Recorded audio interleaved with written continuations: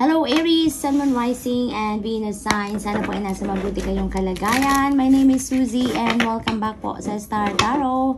Ito po ang inyong daily messages for August 29 at general reading po ito. Kaya hindi ito magra-resonate sa lahat po, no? At maraming salamat din po pala sa inyong pagbisita sa ating channel, sa inyong muling pagbisita. Kung kayo po ay dati nang nakarating or napunta dito sa channel natin, maraming salamat sa inyong suporta po sa ating channel.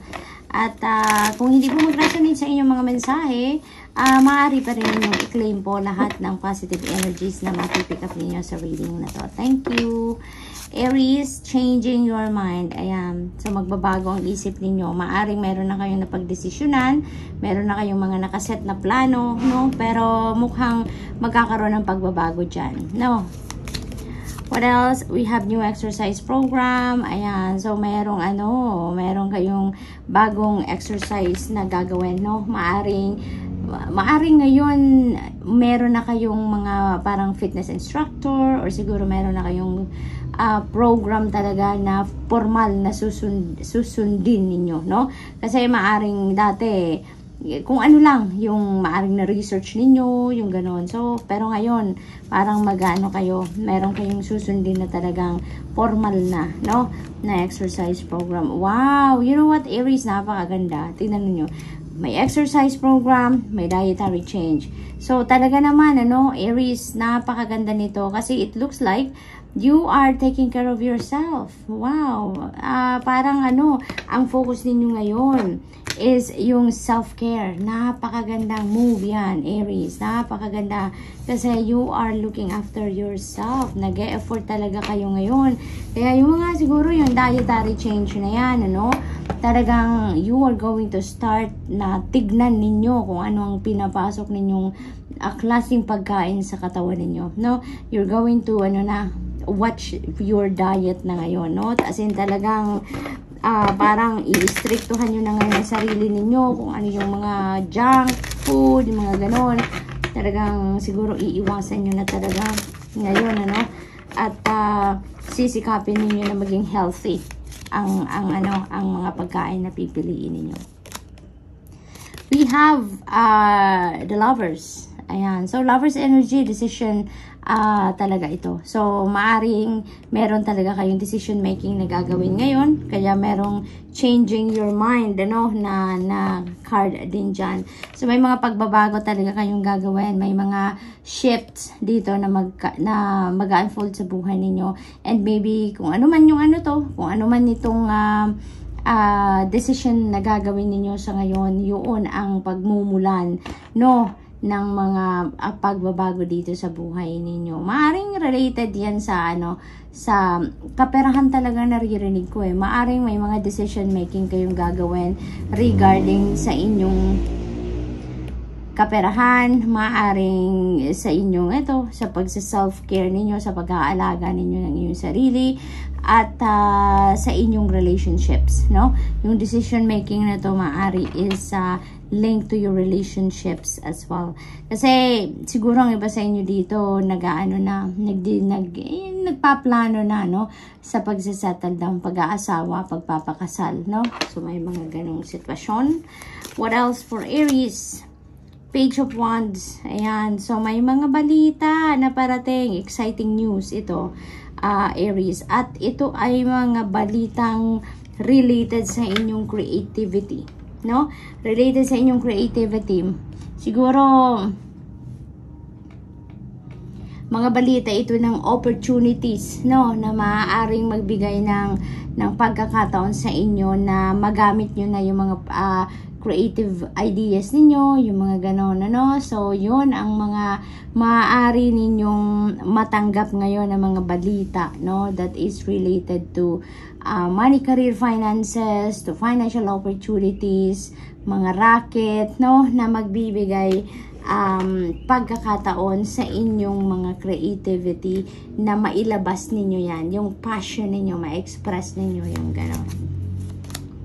We have 4 of Cups. Ayan. So, ang iba na nabobore, nawawala ng gana, yung mga ganon ngayon. Kasi, siguro may mga may mga dissatisfaction, may mga frustration kayo sa ibang bagay, sa mga ibang sitwasyon sa buhay ninyo. Kaya yung parang alam mo yun, yung parang lumalayo ka muna, na-isolate nyo muna ang inyong sarili dahil yun nga, yung parang nawalan kayo ng amor, nawalan kayo ng excitement sa buhay or sa mga bagay-bagay sa buhay ninyo, no? So yun ang ganap dito for some of you Aries. Pero alam mo, meron ditong meron ditong opportunity na kumakatok sa inyo Aries. At kung patuloy kayo na isolate ng sarili ninyo, ay maaring hindi ninyo makuha ang opportunity na to, hindi ninyo makita ang opportunity na to. Kaya panggising ito sa iyo, yung mensaheng ito, na maaring may mga opportunities na kumakatok sa inyo na mamimiss ninyo around this time, Leo, Aries, no? Maaring meron ngayong Leo placement sa iyong chart, or siguro you are dealing with a Leo, no, around this time. So ayan, wake up call yan sa'yo, Aries, okay? So we have Ace of Pentacles, beautiful energy. This is a new beginning in terms of your money, career, and finances. So definitely meron ditong mga bagong simula, may mga fresh start dito na gagawin kayo na related siguro yan sa trabaho, sa career, sa business, no? May mga business opportunity siguro na dadating sa inyo ngayon. At kung ano man yung yung sitwasyon na yan, kung ano man yung mga financial opportunities na yan, yan ang yun ang simula ninyo ng pagbabago sa inyong financial landscape, Aries. Kasi magsisimula na kayo magkaroon ng continuous inflow of money dito dahil siguro sa mga bagong bagong trabaho, bagong negosyo, yung mga ganon. Kaya maging tuloy-tuloy na ang pasok ng pera sa inyo, no? So meron din ditong travel, Aries. Ang iba sa inyo maaring merong biyahe na gagawin, maaari din na may relocation ng iba sa inyo, no? Maglilipat kayo ng bahay, ng tahanan, opisina, yung ganon. Five of Swords, ayan. So alam mo, siguro meron kayong internal conflict na nararanasan sa ngayon. Meron, alam mo yun, yung merong yung confused ka, muddled mind, dahil siguro sa mga nagaganap sa buhay. Maaring linked ito sa opportunities, no? Maaring hindi lang isa, kasi ang opportunity na lumalapit sa inyo. Pero siguro mas marami pa, kaya naman mas lalo kayong nalilito, no? Kung ano ang iisipin ninyo, no? Or kung ano ang iisipin ng iba, 'di ba? Maaring ganon. So, good luck to that, Aries, no? And that's all I have for you for today. I hope nakatulong ang mga mensaheng ito in some way. Thank you for watching. Love and light. Namaste. Hello, Leo, Sun, Rising, and Venus sign. Sana po ay nasa mabuti kayong kalagayan. My name is Suzy, and welcome back po sa Star Tarot. Ito po ang inyong daily messages for August 29.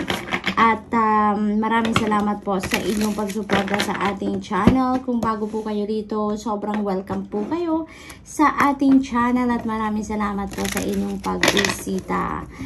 General reading po ito, ha, kaya hindi ito magra-resonate sa lahat. Kung hindi po mag-resonate sa inyo, panuorin po ninyo ang inyong Moon, Rising, and Venus signs, dahil baka nandun ang mga mensahe para sa inyo. We have gracefully aging. Ayan. Nire-remind lang sa inyo ng card na to, Leo, na you are gracefully aging. Okay? Huwag kayong mahiya, huwag kayong, alam mo yun, huwag ninyong isipin na talagang tumatanda na kayo. Because kahit tumatanda tayo, nagdaragdag ang edad natin, no? You are becoming more brilliant, you are becoming more beautiful and pogi, di ba? Kasi hindi lang naman physical aspect, di ba, ang nagpapaganda at nagpapapogi sa ating lahat. But kung ang meron tayo, no? Kung anong klaseng pagkatao ang meron tayo, 'di ba? At kung ano-ano yung mga ginagawa natin sa buhay natin, hindi ba? Hindi lang yung basihan ay ang physical appearance. Kaya nako, wag kayong mag-alala. Kahit may mga tinutubuan na tayo ng wrinkles, no? Tinutubuan tayo ng mga freckles, yung mga gano'n, ay nako, wag niyong papansinin yan, no? Sinasabi dito na yes, we are aging, you are aging, but hindi lang basta-basta na tayo yung nag-iedad. No, we are becoming more mature, we are becoming more beautiful and pogi dahil mas marami na tayong wisdom, mas marami na tayong learnings in life, no? And we are absolutely gracefully aging. We have Be True to You, Leo. This is an important reminder para sa inyo na maging authentic ka sa sarili mo. Maging honest ka sa sarili mo so that also you can expect other people to be also honest din sa iyo. 'Di ba? Maging totoo ka sa kung ano man ang iyong iniisip, ano man ang gusto mong gawin. You know, yung ano ka, dapat yung sincere ka sa lahat. What else? Leaving, ayan. So, merong aalis, no? Maaring travel ito, no? Maaring relocation ito. Maaring merong aalis sa bahay ninyo. It's because gusto na nilang maging independent sila sa buhay nila. Maaring ganun ang sitwasyon dyan.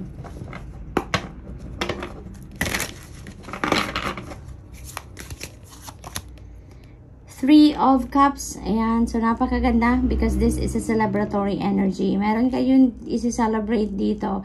Parang iba sa inyo, Leo, is celebrating your birthday. No? Celebrating your birthday, anniversary, maaring wedding anniversary yan, monthsary, no? Kahit ano pa.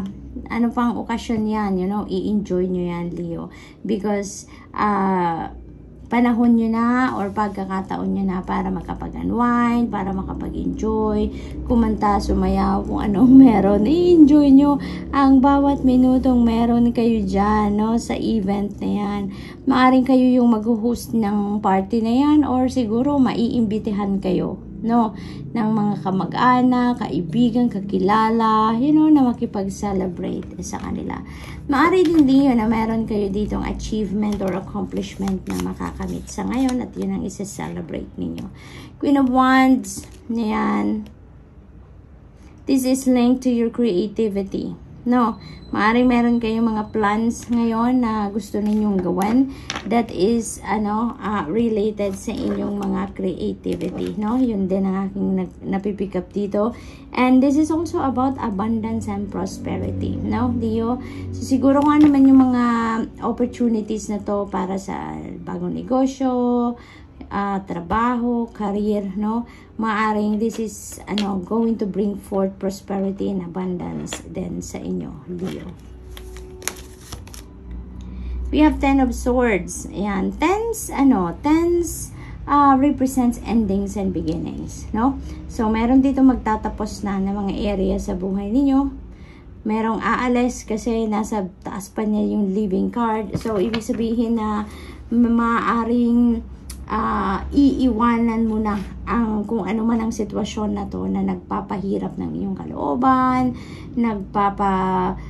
sakit ng ulo ninyo, nagpapa-stress sa inyo. You are living that situation na, no? Maaaring yan, sitwasyon yan in relationship, maaari din na situation yan ng kaibigan, between you and a kaibigan, yung ganun, na kayo dito, nasaktan kayo nasaktan kayo sa sitwasyon na to. But now, you are realizing siguro, Leo, na it's about time na para isara mo na ang pinto sa chapter ng buhay mo na ito kasi pinipili mo na dito ngayon na magbagong buhay ka. No, you want to start fresh on a clean slate. Kaya kung ano man ang mga bagahe, emotional wounds, emotional baggages, resentments, etc., no, na nandiyan pa sa puso ninyo, feels like lilinisin mo na ngayon. You are leaving that behind you from here on and handa ka ng magbagong buhay. Gusto mo ng yung pinipili mo na ngayon yung inyong happiness, no? Ang inyong peace. Kaya gusto mo nang mag-move on sa buhay. We have that Tower. Ayan. So, this is another new beginning energy. Leo, may mga pagbabago sa buhay ninyo talaga dito na mangyayari.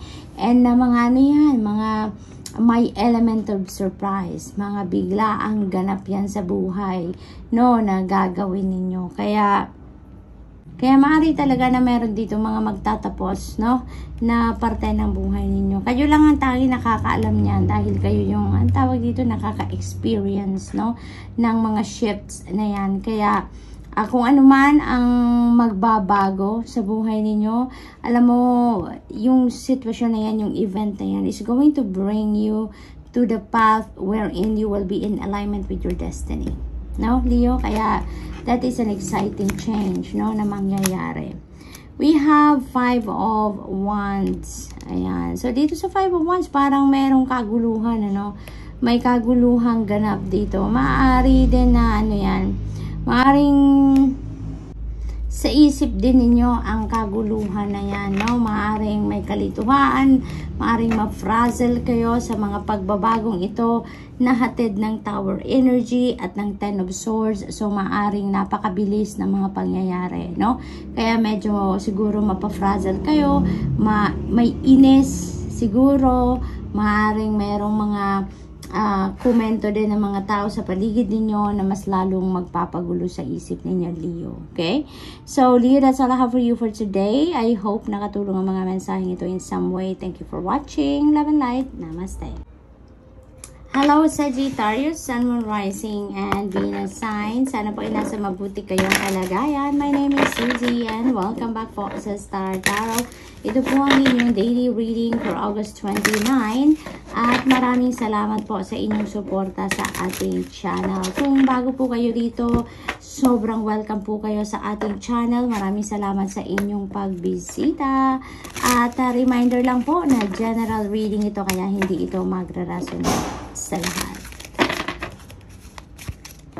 So, Sagittarius, you have courage. Ayan. So, magkakaroon kayo ng tibay ng dibdib, no? Inner strength, courage dito around this time. Maaring yun ang kailangan ninyo sa ngayon para ma-manage ninyo ng maayos ang inyong sitwasyon. Maaring may mga sitwasyon kayo dito na maaring siguro pinanghihinaan na ang inyong kalooban. Maaring nafo-frustrate na kayo sa sitwasyon na to, no? Tingnan natin kung ano pa ang ganap. Healing from the past. Ayan. So, maybe, you know, you really need to have that courage and inner strength dito so that you would be able to start to heal from the past, no? Sag, kasi maaring nare-realize na ninyo ngayon na gusto na ninyong mag-move on sa buhay. Gusto nyo nang mag-move forward. Pero maaring nahihirapan ang iba sa inyo na isara ang pinto ng nakaraan ninyo, no? Maaring nahihirapan kayo na mag-release or mag-let go ng mga nararamdaman ninyo. Maybe you don't know how, no? To let go, how to release, no? Yung mga bigat sa kalooban ninyo, yung mga dinadala pa ninyong sama ng loob, mga ganon, no?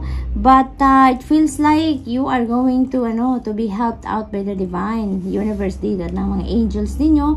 Tutulungan ka, Sagittarius, na makapag-heal ka na from your past relationships or your past experiences dito by helping you activating your courage and inner strength para maglakas loob ka na, no? Na iwanan at kalimutan na kung ano man ang nakaraan. Okay? We have hobbies. Ayan. So, Sag, ang iba naman sa inyo dito, matagal ng panahon, siguro na hindi nyo na napapansin ang mga hobby ninyo, hindi nyo na nagagawa yan, ano? Siguro dati, ginagawa ninyo yan with your loved ones, with your mga anak, with your boyfriend or girlfriend. Pero ngayon, mukhang nabibisi kayo lately. Kaya, this time, siguro gagawa kayo ng paraan para muli ninyong mabalikan ang inyong mga hobby, no? We have 8 of Wands. Ayan. So, this is a beautiful energy. This is a fast-moving energy din, ano? Kaya, may mga there are going to be wonderful opportunities coming in na maaring related yan sa karera, sa trabaho, sa negosyo, no? Additional source of income, yung mga ganun ba. Kaya, exciting to, no? Exciting to na magkakaroon kayo ng mga opportunities dito. Maaring may mga overseas job opportunity akong naririnig. So maybe ang iba sa inyo, yun din talaga ang hinihintay na pagkakataon, diba? Ang iba sa inyo naman, Maring may mga hinihintay kayong mga pinoproseso ninyo, mga papeles, application, tests, maring ganon, no? At siguro nagkaroon ng delay in the past or mabagal ang dating ng balita or updates. But now, this is a fast-moving energy, kaya maaring ma-lift na yung mga mga blockages dyan at delays na yan, and maybe, no, babalitaan nyo na ang mga dapat ninyong malaman about those things na mga pinoproseso ninyo or mga tinatransact ninyo, no? We have Queen of Wands. Ayan. Oh, by the way, Sag, travel, no? May travel energy din dyan sa 8 of Wands. So, maaring babiyahe talagang iba sa inyo. Maaring pa siya lang yan or trabaho.